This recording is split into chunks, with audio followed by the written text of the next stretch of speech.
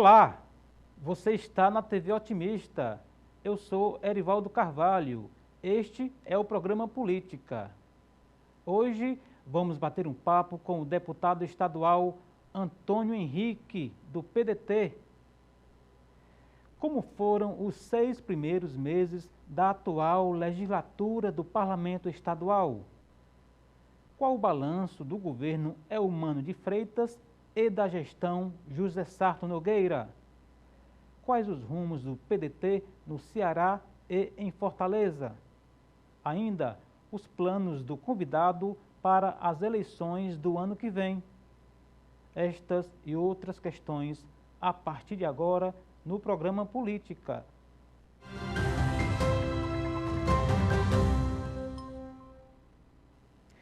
Antônio Henrique é administrador. O convidado é ex-vereador de Fortaleza. Antônio Henrique presidiu a Câmara Municipal. O entrevistado já foi filiado ao PRP e ao PTN. Atualmente está no PDT. Em 2022, o pedetista foi eleito deputado estadual. E é com o deputado estadual Antônio Henrique que converso no programa de hoje. Deputado Antônio Henrique, o nosso muitíssimo obrigado pelo convite aceito de estar aqui com a gente no programa Política, na TV Otimista. Seja muito bem-vindo. Tudo bem com o senhor? Tudo bem, graças a Deus. Eu que agradeço a você, meu amigo Erivaldo, agradeço a todos que fazem a TV Otimista, por essa oportunidade de estar aqui, podendo conversar um pouco, não só com quem está no estúdio, mas também com toda a população que assiste, que está sempre ligado aqui neste canal de comunicação, que é importante para que nós possamos divulgar, falar um pouco sobre o nosso trabalho, sobre a nossa trajetória, sobre os projetos que nós temos aqui para o nosso estado. E eu fico muito feliz e agradeço a você por essa oportunidade, por estar nos dando esse espaço aqui, abrindo esse espaço para que a gente possa fazer essa boa conversa no dia de hoje.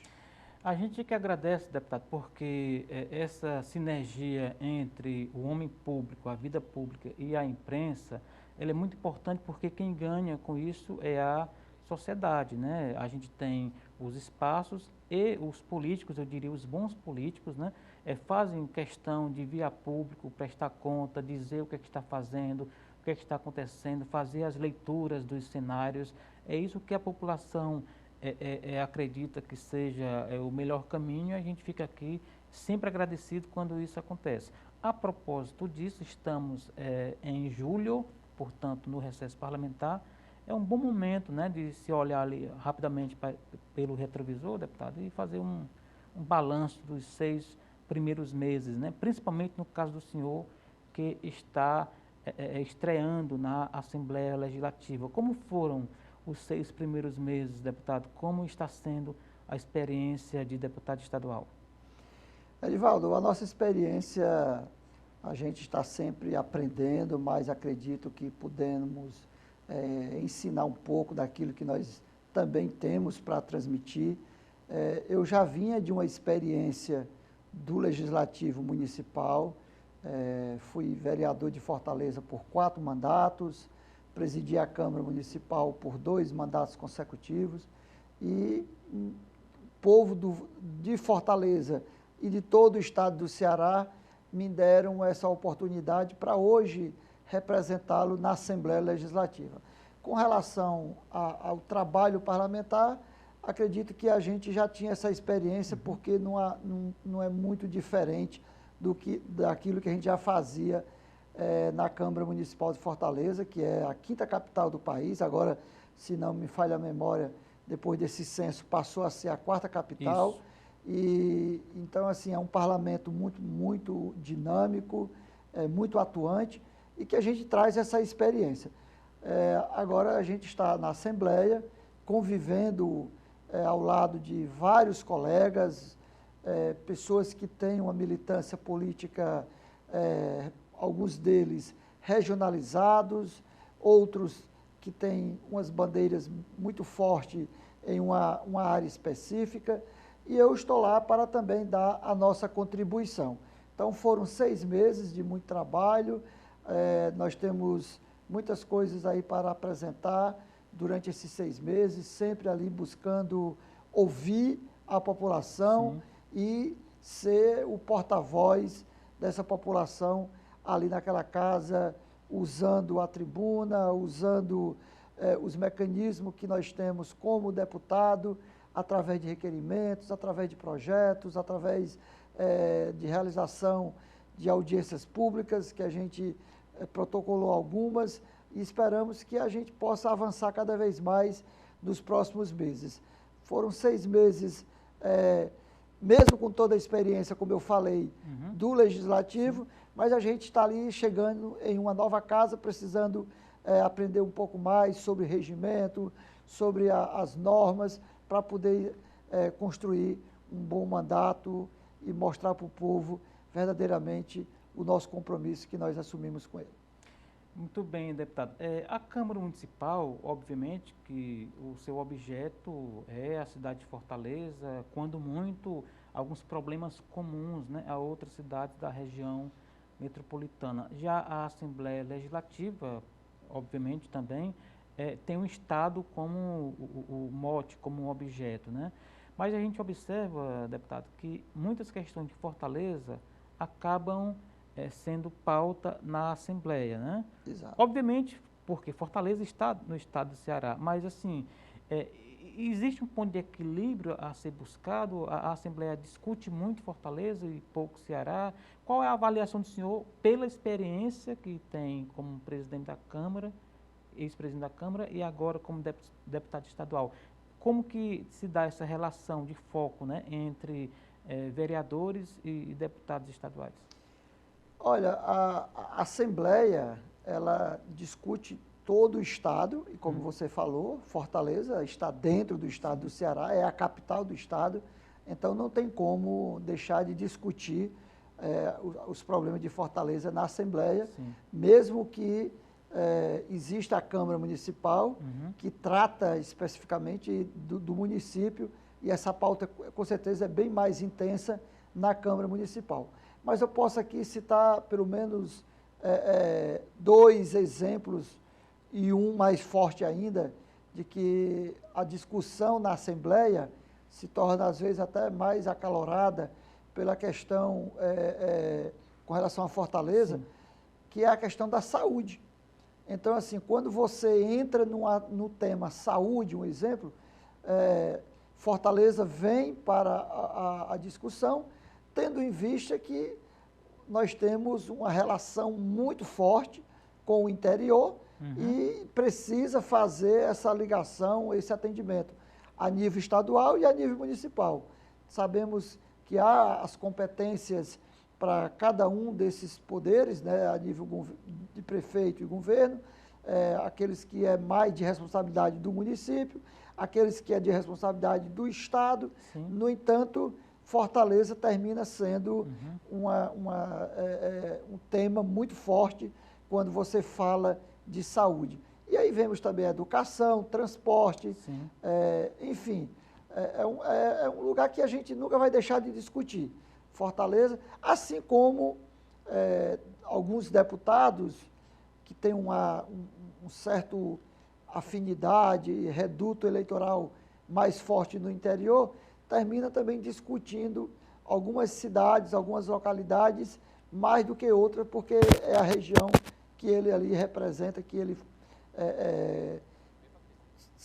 está sendo, no caso, o representante e a voz daquele povo dessa cidade. Entendi. Entrando aqui na pauta mais temática, deputado, o senhor falou em saúde, né? A gente vem aí de um longo debate envolvendo a Prefeitura de Fortaleza e o governo do Estado, né? O senhor conhece, como poucos, a gestão José Sarto, daqui a pouco vamos falar sobre isso, e também agora está como deputado, até como dever de ofício, acompanhando o que acontece na gestão estadual.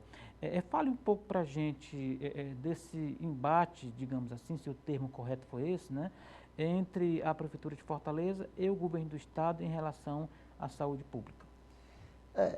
nós vamos falar um pouco mais, como você disse, mais na frente, sobre a gestão do prefeito Sarto. Sim. Então, eu não quero entrar muito nos detalhes, mas deixando para o segundo momento. Sim. Mas, assim, hoje, o que a gente percebe, e isso tem sido muito discutido na Assembleia, essa questão da saúde, porque há uma preocupação muito grande por cada um de nós, e a gente que está lá fazendo um papel hoje de oposição, mas não é uma oposição porque perdemos as eleições e porque queremos ser contra o governo, mas é porque entendemos que precisa mudar e melhorar muito a saúde pública do interior do Estado.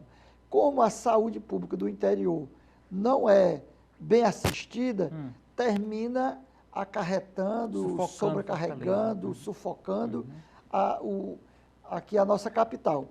O governo do Estado, ele tem aqui na capital alguns hospitais que é do Estado, como, por exemplo, o HGF, nós temos o Hospital César Carles, nós temos o Hospital do Coração, temos o Hospital Albert Seib, que é o hospital infantil, né?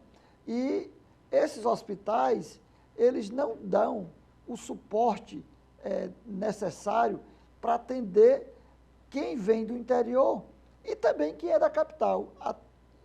Outro dia eu estava até comentando, porque alguém lá, querendo fazer uma defesa do governo, disse para mim uma bobagem, quando disse assim, olha, o Albert Seib, o Hospital do Coração, o Hospital HGF, atende a população de Fortaleza também.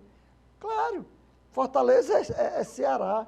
Então, se Fortaleza é Ceará e o hospital é do governo do Estado e o governador ele é responsável por todos os cearenses, tem que atender claro. Os fortalezenses também. Mas o que a gente chama a atenção é para que haja uma descentralização desses atendimentos, melhorando os equipamentos de saúde que foram construídos nas regiões aqui do Estado e que a gente fez, inclusive, visitas em loco e percebemos um funcionamento, na verdade, hospitais que em algumas áreas estão subutilizados, como por exemplo, uma visita que nós fizemos, fomos ao hospital do Vale do Jaguaribe.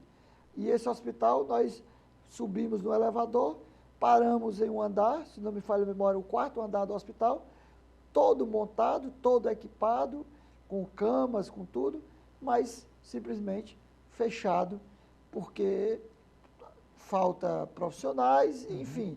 O hospital poderia estar recebendo as pessoas que vêm para a capital, poderia estar sendo atendida lá nesse hospital do interior e não funciona. Não está funcionando plenamente o hospital, né? Não está funcionando plenamente. Entendi. Eu falei de um, mas nós visitamos outros. Nós fomos também no hospital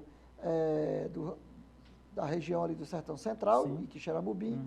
Fomos em um hospital que o governo do Estado, não era do Estado, mas o governo adquiriu em épocas passadas, mas que também não está funcionando, é o hospital da cidade de Itapipoca, muito grande, por sinal, também quase que 100% abandonado, só apenas uma pequena ala funcionando com poucos leitos para atender uma região tão grande e tão carente. Nesses outros dois hospitais que o senhor visitou em comitiva, o do Limoeiro e o do Sertão Central, em Quixeramobim, tem algum índice de funcionamento para a gente ter uma ideia do tamanho da ociosidade, em percentual? A gente tem mais ou menos essa marca, deputado?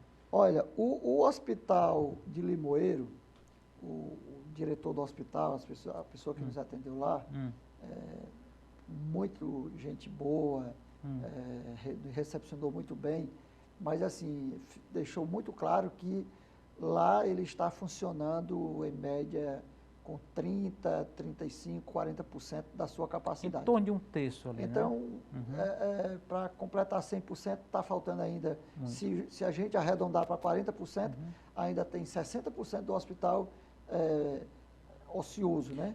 Sem funcionamento. O senhor, então, atribui o sufocamento, a superlotação, o estrangulamento, digamos assim, de alguns equipamentos em Fortaleza a essa falta de funcionamento pleno dos hospitais regionais? Existe essa relação direta? Existe, não tem dúvida. eu vou citar aqui 2 áreas específicas que, quando você vem para os hospitais de Fortaleza, estão superlotados. Sim. E que, se os hospitais do interior estivessem funcionando, eles com certeza estariam bem mais aqui na capital, com um atendimento até melhor para os que são daqui e até alguns que vêm do interior também. Mas se funcionasse o do interior. Vou citar aqui o exemplo da traumatologia, Sim. que no caso aqui nós temos um hospital referência, O que IJF, é o IJF. E o IJF é um hospital municipal. O IJF é um hospital bancado pelo município de Fortaleza, mas que atende em torno de 49%, 50% a população do interior. Nas BRs a gente vê muita ambulância, né? Pronto. E aí eu lembro Trazendo paciente. da fala que eu falei agora há pouco, que o colega disse que o HGF, o Hospital do Coração, atende muita gente em Fortaleza e é natural que atenda, Sim. porque é um hospital geral, é um hospital do Estado, mas o contrário já não pode ser dito. O Estado, ele tem a responsabilidade de cuidar da saúde de todo cearense. Sim. Mas o município, a obrigação dele é cuidar da saúde do povo da sua cidade, Exato. do seu município. Porque existe 184 municípios. Aqui um exemplo. Fortaleza é uma cidade, ao lado aqui nós temos Caucaia, Maranguape, Eusébio. Cada uma são cidades com seu prefeito, com o seu poder legislativo e executivo, e tem sua responsabilidade. Então, a saúde daquele município é para ser cuidado lá dentro daquele. Aí o Estado pode entrar e pode fazer em qualquer cidade. Já o município, não. O município ele tem a responsabilidade do seu povo. Entendi. Então, o IJF, por isso que eu falei, que eu estou fazendo aqui essa comparação, o IJF, a obrigação do IJF era atender os pacientes da cidade de Fortaleza, e não do interior do estado. No entanto, nós nunca vamos deixar de fazer isso, até porque questão de saúde, você não pode estar fazendo escolha. Eu estou falando de responsabilidade. Entendi. A responsabilidade do Estado é para cuidar de todos. A responsabilidade do município é para cuidar do povo do seu município. Ficou muito claro, deputado. No segundo bloco, vamos seguir nesse tema que é muito relevante, que diz respeito à família, à qualidade de vida, à saúde, enfim, coisas importantíssimas na vida da gente. Vamos fazer um rapidíssimo intervalo, tá bom? Daqui a pouco estaremos de volta aqui com mais bate-papo com o deputado estadual Antônio Henrique, do PDT. Não saia daí, a gente volta já.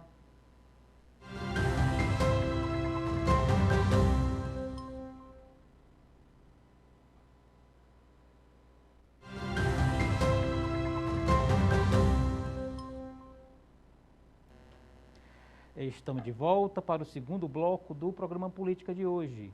Você está na TV Otimista, eu sou Erivaldo Carvalho, aqui ao meu lado o deputado estadual Antônio Henrique, do PDT.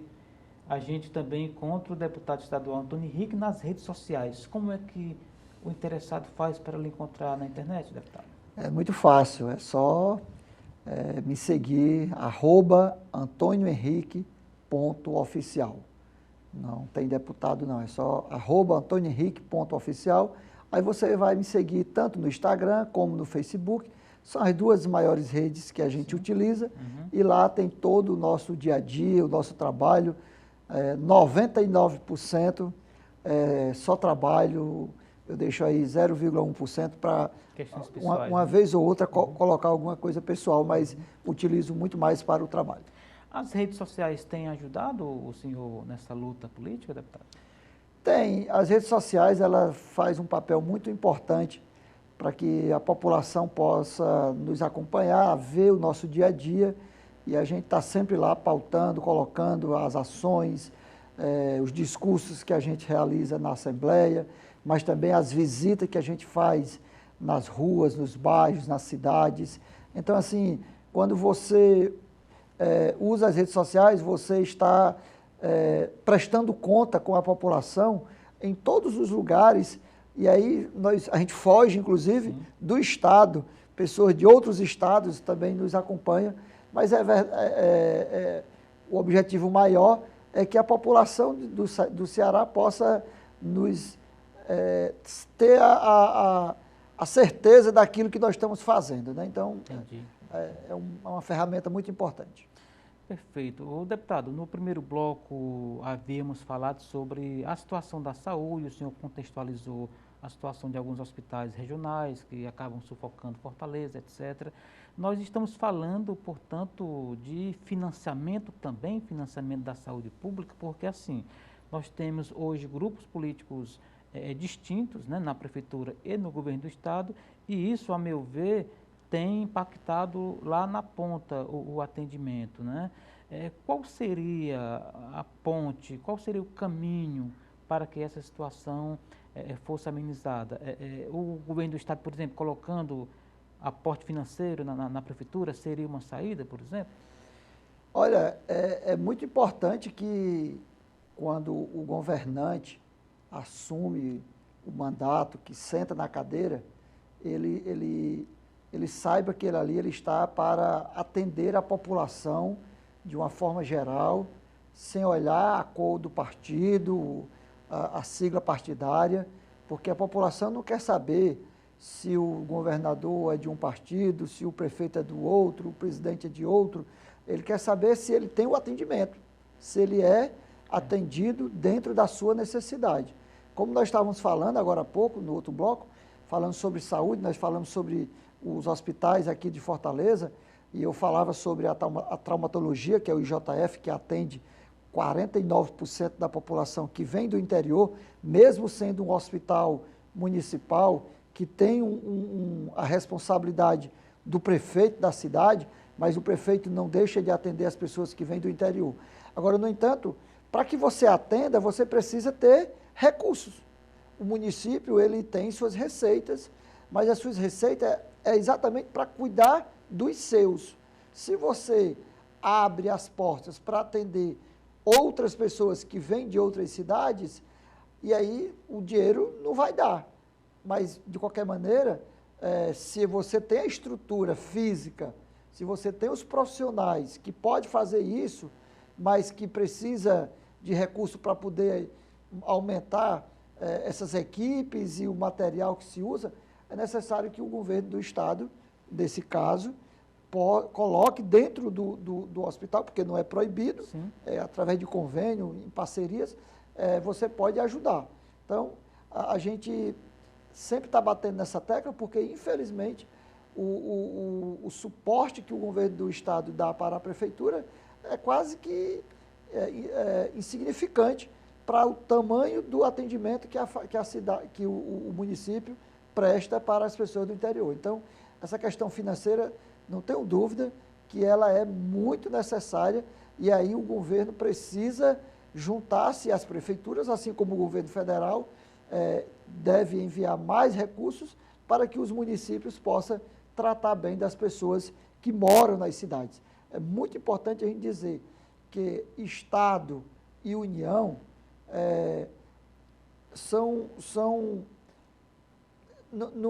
ninguém mora no Estado, ninguém mora na União, você mora na cidade. Isso. Você mora em um município, então a população bate na porta é a do prefeito, às vezes do vereador, para poder ver se consegue uma ajuda para poder melhorar o atendimento. Enfim, então é preciso que a União e o Estado dê condições aos municípios para que os municípios possam prestar os seus serviços. Entendi. Deputado, para a gente concluir esse mote de saúde pública, o governo do estado, segundo o senhor constatou em loco, está com alguns hospitais que o senhor visitou em comitiva funcionando parcialmente. E o governo do estado está construindo um outro hospital, né, um hospital universitário da UES, né? Isso significa o quê? Que será mais um equipamento funcionando parcialmente? O senhor tem a expectativa de que o governo vire essa página e coloque os hospitais para funcionar plenamente, não só os que já existem, como os futuros, ou como esse, por exemplo, da UES? Qual é a leitura que o senhor faz projetando aí para os próximos anos a saúde pública estadual, deputado? Olha, enquanto ouvi a sua pergunta, eu lembrava aqui de alguns comentários que as pessoas sempre comentam nas redes sociais, tanto as nossas como da própria imprensa, Sim.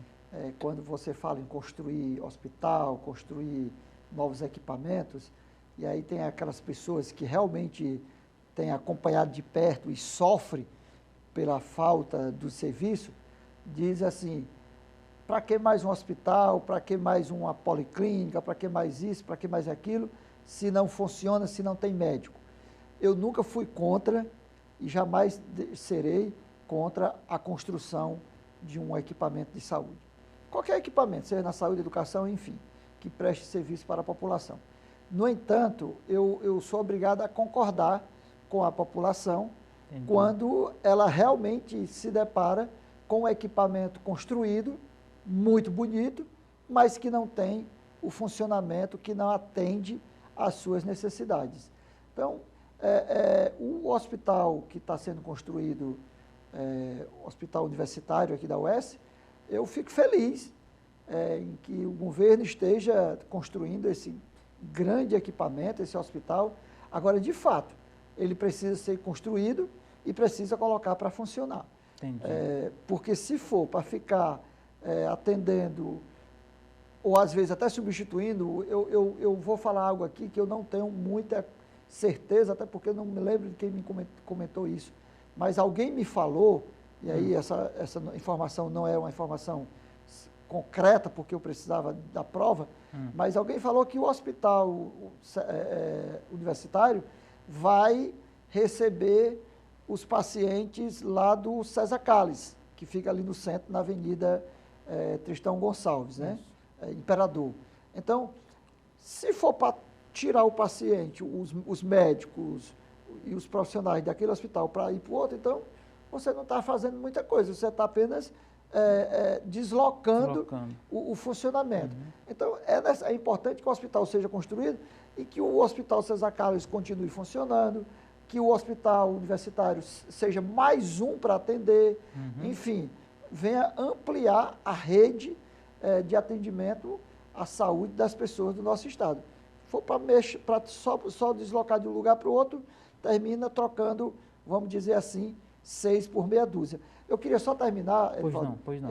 Esse tema aqui, eu sei que a gente tem outros assuntos, mas eu fiquei lembrando de uma pendência que a gente falou no começo e eu não concluí, que das duas áreas que para mim é muito importante que o governo tenha que investir na ponta, lá nas regiões, lá no interior, onde já existem os hospitais, lá no Cariri, lá na região do Sertão Central, em Quixeramobim, lá em Limoeiro, no Vale do Jaguaribe, lá em Sobral, é o tratamento na oncologia.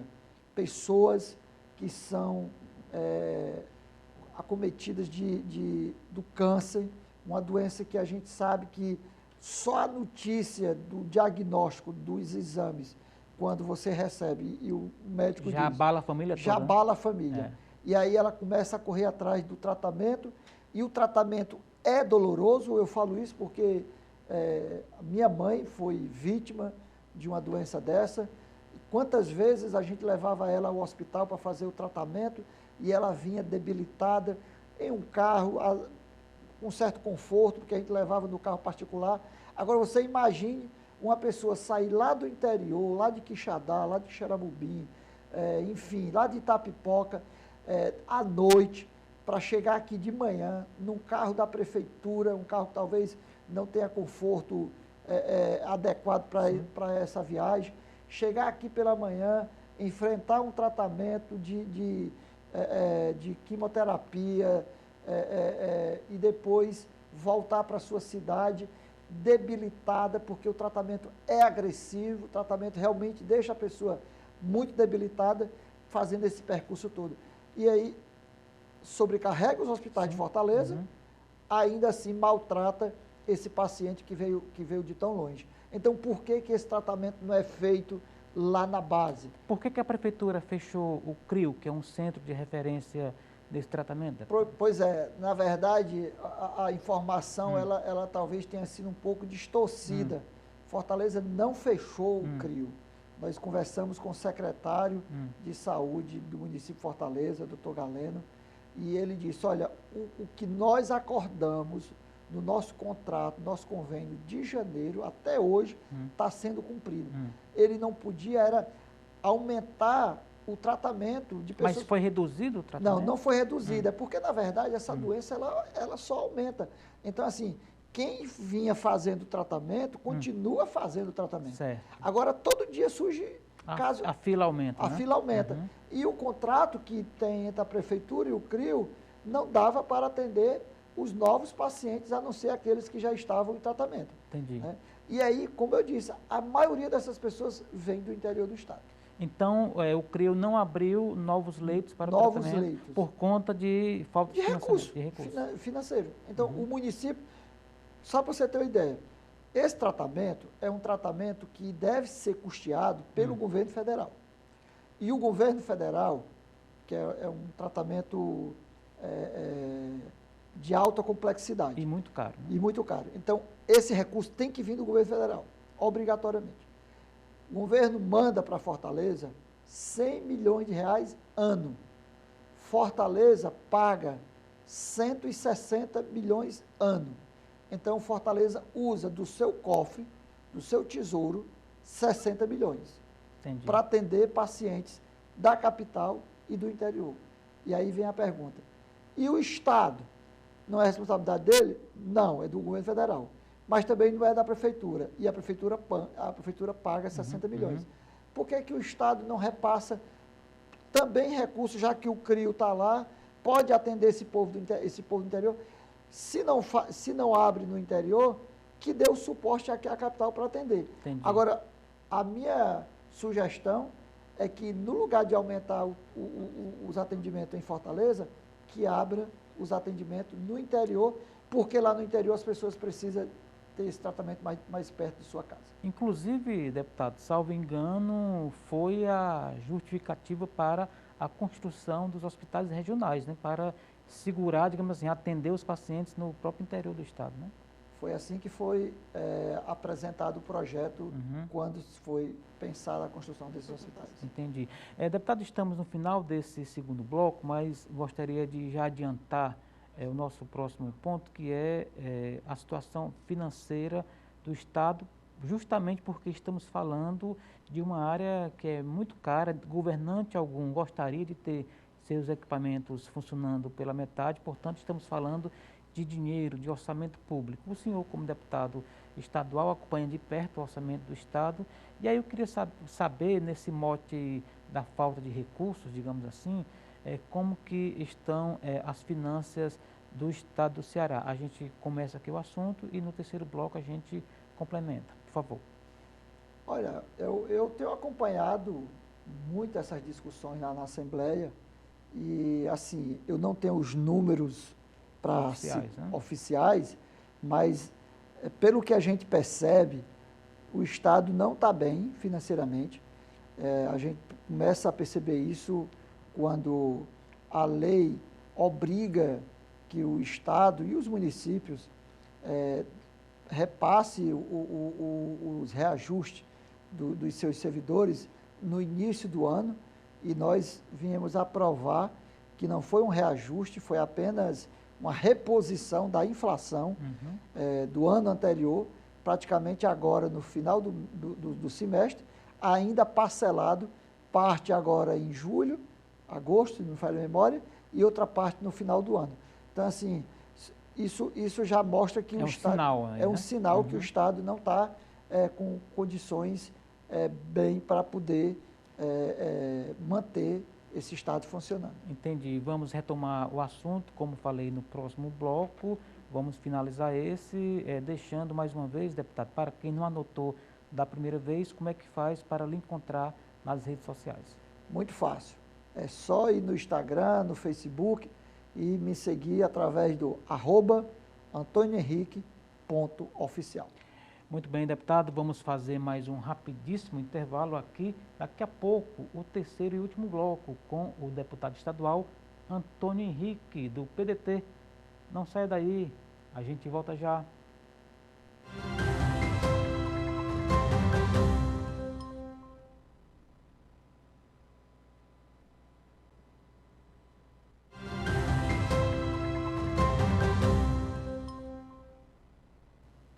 Estamos de volta para o terceiro e último bloco do programa Política de hoje.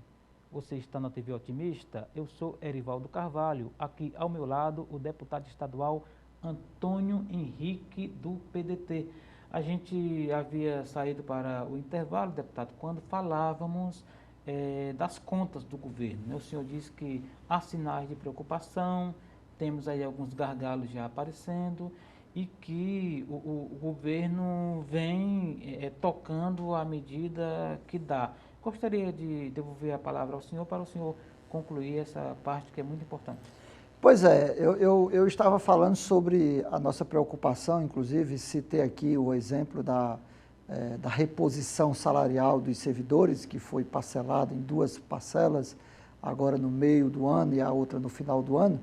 Então, isso mostra sinais de que o Estado não está bem financeiramente. Por outro lado, a gente fica também preocupado, porque no início dessa legislatura, o governo encaminha uma mensagem para a Assembleia, criando 10 novas secretarias, com muitos cargos, cada uma delas, e agora, recentemente, antes do recesso, foi criado mais uma secretaria, que é a Secretaria de Bem-Estar e Proteção Animal. Inclusive, votei a favor dessa matéria, porque entendo da importância que é cuidar dos nossos animais. No entanto, essa última, que a gente aprovou agora, ela também veio com a criação de 59 novos cargos também para acomodar as pessoas que irão trabalhar nelas. Então, assim, o Estado pode estar hoje gastando muito com pessoal, e aí deixando de cumprir com outras obrigações, e aí a gente pode citar aqui, para finalizar, o exemplo do convênio que existia entre o Estado e o município de Fortaleza, com relação ao repasse para ajudar no custeio das passagens do transporte público do município de Fortaleza, que antes tinha, e o governo tirou esse recurso.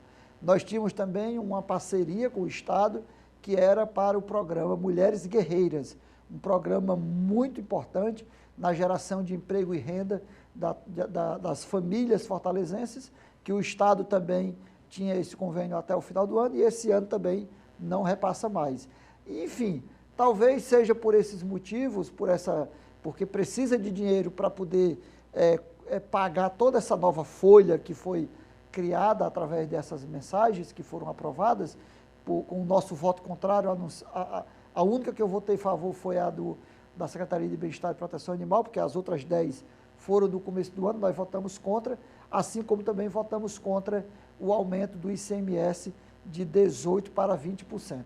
Então, é uma coisa que a gente fica muito preocupado, mas vamos continuar fiscalizando, cobrando e vendo aí o que é que o Estado tem para oferecer o povo aqui do nosso Estado.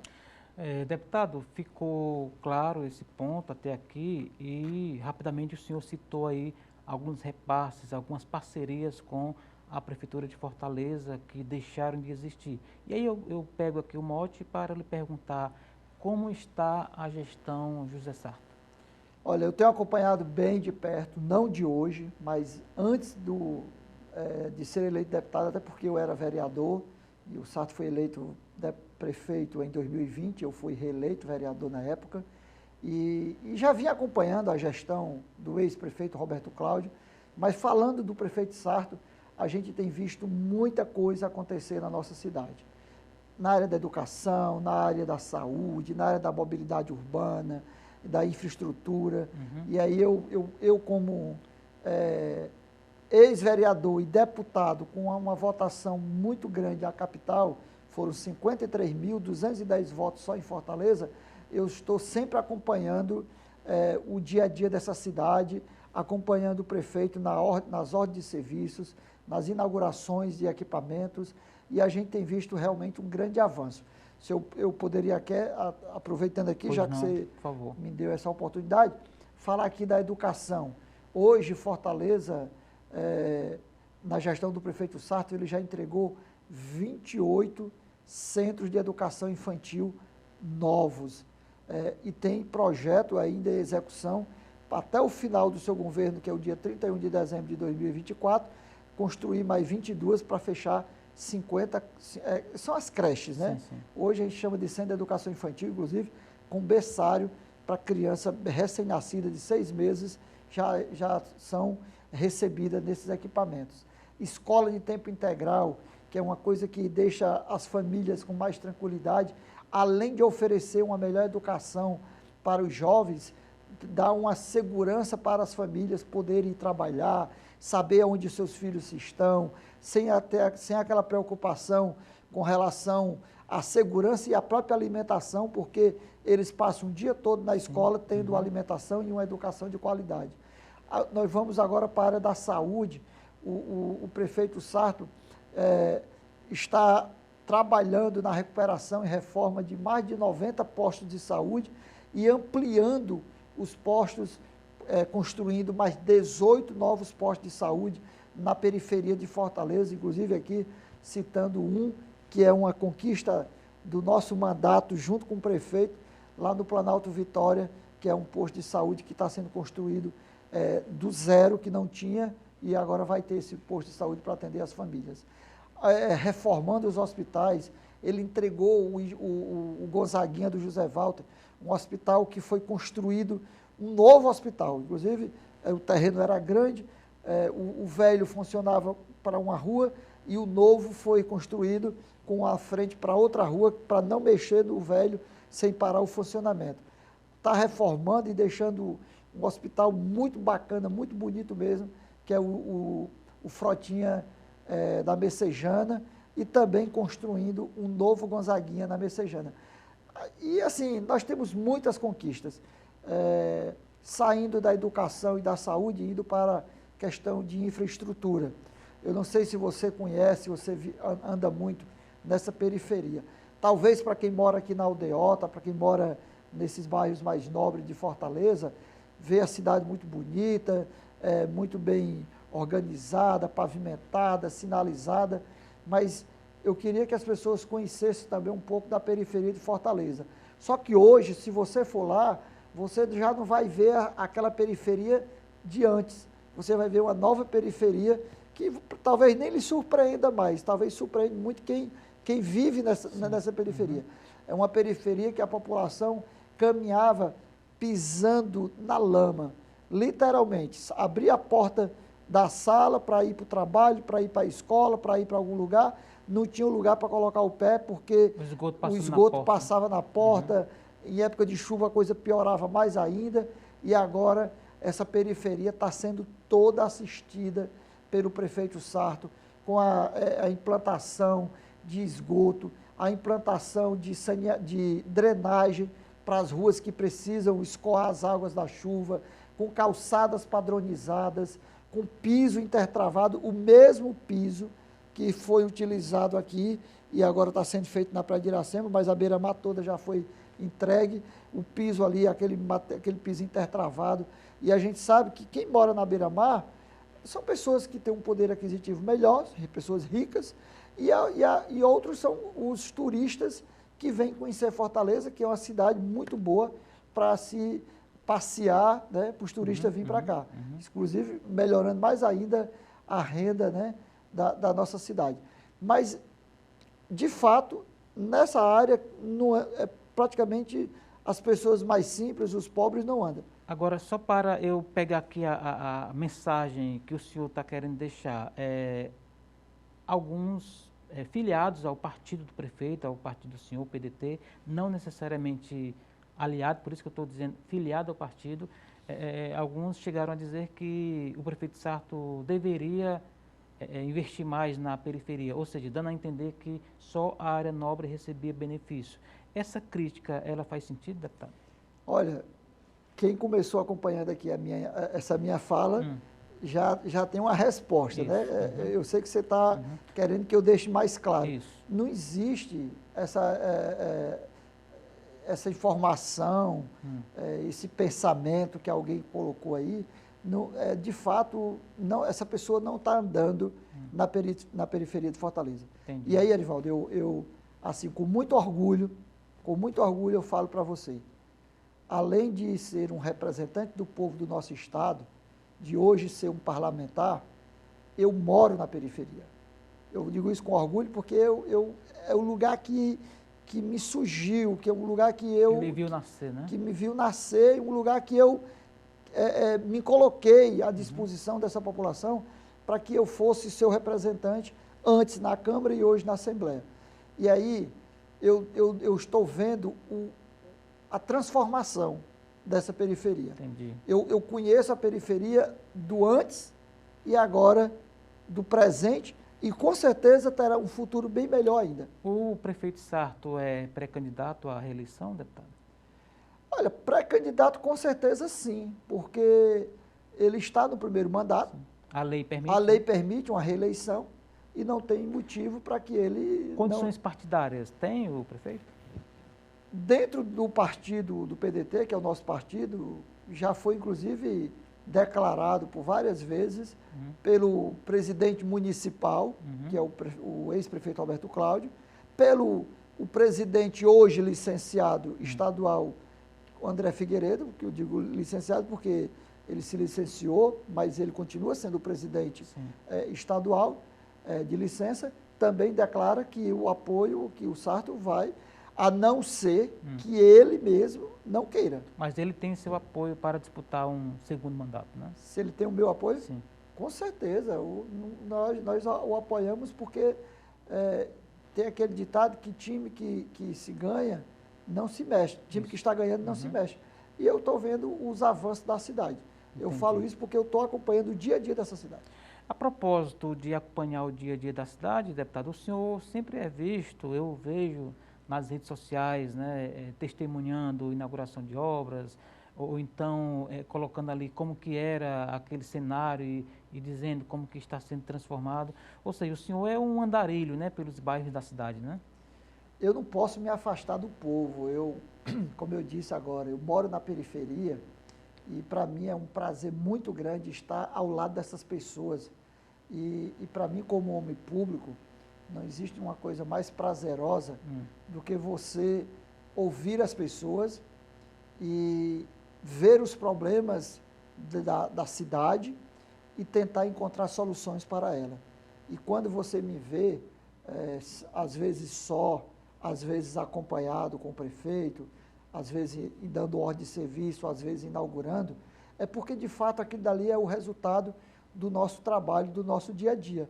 Então a gente vai numa comunidade, vê uma situação, vê lá uma lama, vê lá um esgoto, vê lá uma praça abandonada, vê lá um campo de futebol sem condições de uso, e a gente vai, faz requerimento, faz o pedido, vai na secretaria, cobra do secretário, pede o prefeito para executar, e aí nós temos tido esse bom resultado da gestão do prefeito em fazer a execução daquilo que a gente solicita.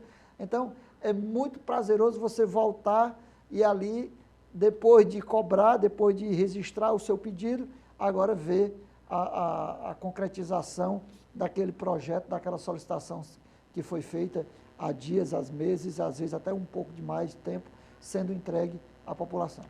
Ok, deputado estadual Antônio Henrique, nesse clima aí de otimismo, de construção de novas histórias, a gente se despede, espero tê-lo aqui outras vezes, seja sempre muito bem-vindo às suas despedidas.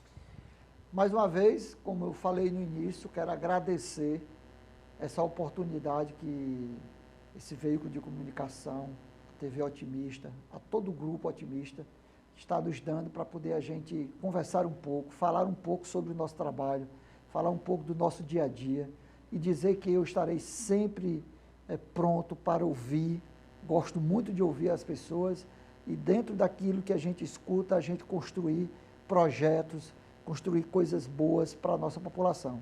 Dizer que o nosso gabinete hoje na Assembleia é um gabinete que vai estar sempre de portas abertas, assim como sempre esteve quando eu era vereador e presidente da Câmara Municipal de Fortaleza, continua do mesmo jeito, porque é um prazer muito grande a gente receber as pessoas e poder construir juntos. Ninguém faz nada sozinho, a gente precisa andar de mãos dadas com a população, com o gestor, para poder mostrar os resultados.